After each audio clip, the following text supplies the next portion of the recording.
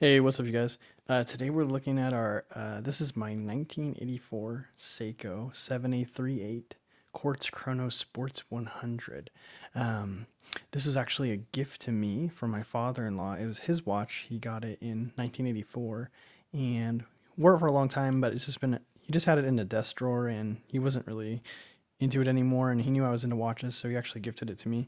Um, so you can see it's been well loved and worn by him. When he gave it to me, the pushers were actually stuck, but I took it to a watchmaker and he kind of cleaned out the case and he fixed the pushers and it's all operating now. So not really a review.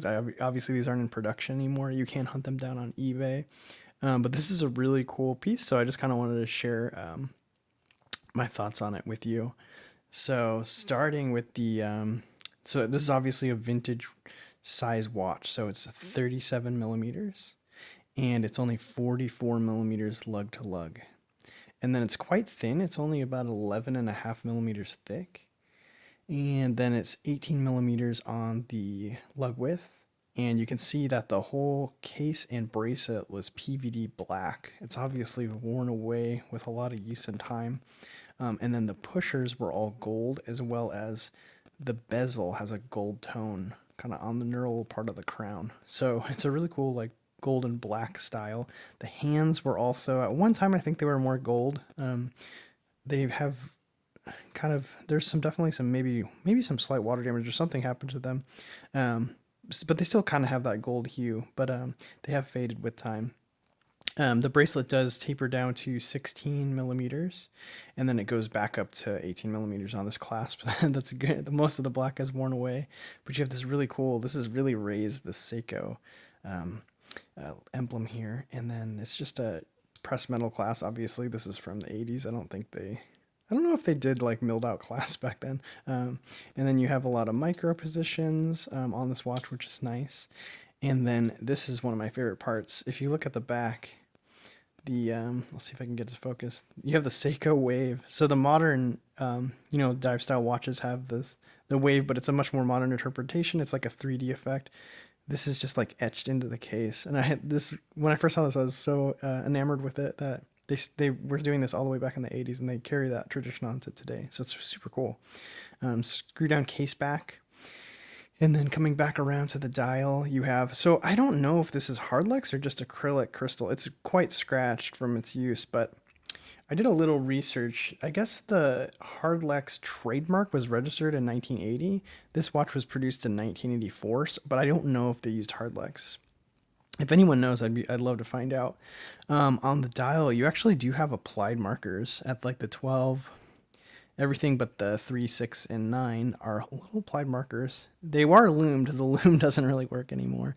But then working around the dial at the 3 o'clock position, you have the 1/10 of a second subregister with the date and the date. That thing's really cool. I'll show you it working.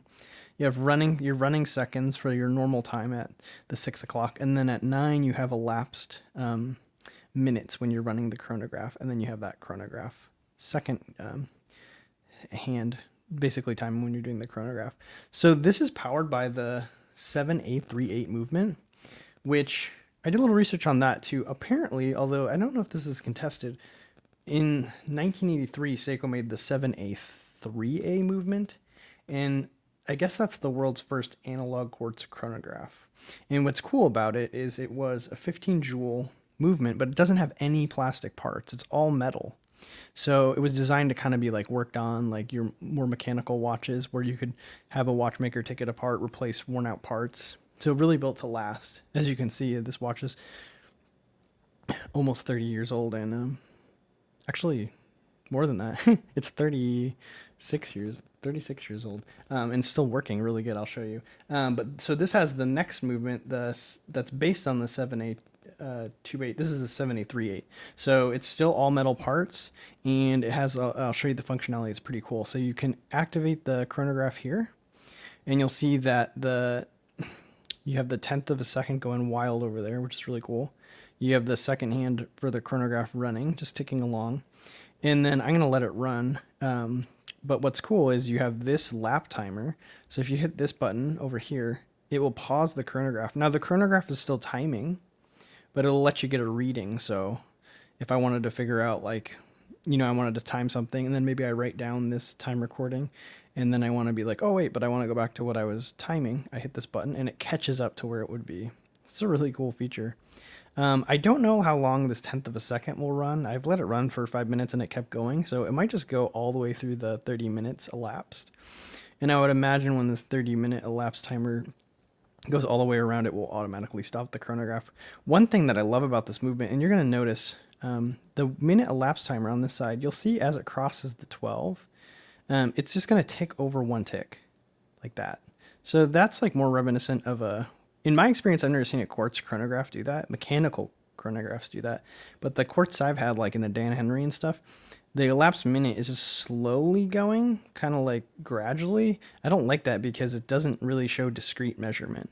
But on this watch, it's really easy to see, okay, we're at 1 minute and 21 seconds on the chronograph. So that was a nice feature I like to see on this quartz. However, they did that on the 7A38. That's, I haven't seen in modern variants. So then if you stop it and reset, all the 3 sub-registers reset. It's pretty cool. And yeah, so then you also have the day and date. That's the full functionality of this. And then you also have, which is really cool, I love the combination of the chronograph, but then you also have a dive bezel. So this is a 60 click, so it just clicks on each minute. And it's bi-directional, so you can go either way. And the, I don't know if you can hear it too well, but wow, the action on this is awesome. Like the sound, the clack is like very satisfying. So I don't know what they did. I've heard these have a ball bearing, but I don't know what's, I don't know how it's operating, but I really like the combination of the chronograph and the dive bezel. You can see, I think this is just an aluminum insert. It's quite beat up, but I mean, when you have an old watch like this that's been worn, I think it has good stories behind it, you know, like just as cool. That's my father-in-law's, and my wife is always telling me, like, oh yeah, I remember that watch. So it's kind of cute. Yeah, but other than that, I'll take it off and give you a wrist shot, but these watches are really cool. And I mean, if you want one of these, you can probably hunt one down on eBay. It might be difficult to find. Some of them, like, there's one that looks a lot more like the Omega Speedmaster. Those command really intense prices. And there's one that has like an integrated bracelet. You basically just want to search for 7A38 or 7A28. That's the movement. And then they made a bunch of different variants. There's white and gold, black and gold, all black. So you can just kind of shop around. I'm not really much of a vintage person. It makes me nervous that they would break, or if they're still working, or if there's no parts for them. I actually took this to 2 people to clean it out, and the to clean out the pushers. The first guy I went to took one look at this thing and he goes, there's no parts for these, and he just handed it back to me. And I had to try to explain, like, no, the watch is working fine, it's just the pushers are stuck. He said no parts. And I mean, he just was not interested.